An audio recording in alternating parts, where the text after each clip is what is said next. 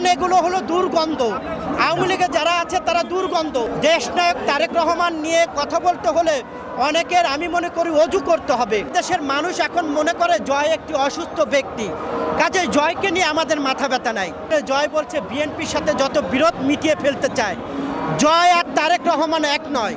সেই বিতর্কিত একজন সাংবাদিক মুন্নিশা, আপনি বললেন যে মুন্নিশা বলেছিল জয়কে একটি ইন্টারভিউ নিয়েছিল, সেখানে দেশনায়ক তারেক রহমানকে জয় তুচ্ছ তাচ্ছিল্যভাবে কথা বলেছিলেন, কিন্তু সেই জয় কিন্তু এখন বলছে বিএনপির সঙ্গে যত বিরোধ সেটা মিটাতে চান। আরে জয় তো ইতিহাসের বাংলাদেশ সৃষ্টি হওয়ার পরে আওয়ামী লীগের ইতিহাস হলো লুটপাট করার ইতিহাস, আওয়ামী লীগের ইতিহাস হলো ব্যাংক ডাকাতির ইতিহাস, আওয়ামী লীগের ইতিহাস হলো গণধর্ষণকারী ইতিহাস। কাজেই এই জয় কি বলল না বলল এদেশের মানুষ এখন মনে করে জয় একটি অসুস্থ ব্যক্তি, কাজেই জয়কে নিয়ে আমাদের মাথা ব্যথা নাই।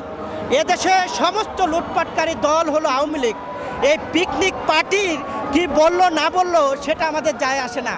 এখন গণমানুষের জনরসতলে পড়েছে, যার কারণে জয় বলছে বিএনপির সাথে যত বিরোধ মিটিয়ে ফেলতে চায়। জয় আর তারেক রহমান এক নয়। তারেক রহমান হলো গণমানুষের নেতা, আর জয় হলো আইটি সেক্টর সহ যত অপরাধ এবং যত এটাকে বলা হয় যে মহালুটপাটের নেতা হলো জয়। আর দেশনায়ক তারেক রহমান হলো গণমানুষের নেতা, তিনি হলো গণতন্ত্রের নেতা, তিনি হলো গণতন্ত্রের নেত্রী দেশনেত্রী বেগম খালেদা জিয়ার ছেলে, আর তিনি হলো পালানো নেত্রী শেখ হাসিনার ছেলে জয়। কাজে জয় আর তারেক রহমান এক হয় না। তারেক রহমান সারা বিশ্ববাসীর কাছে যেইভাবে মন জয় করেছেন এবং নেতা হয়েছেন, এই জয় তারেক রহমানের কাছে আসতে নেতা হতে ৫,০০০ বছর লাগবে, কিন্তু জয় তো কোনোদিন কোনো মানুষের নেতা হতে পারবেন না।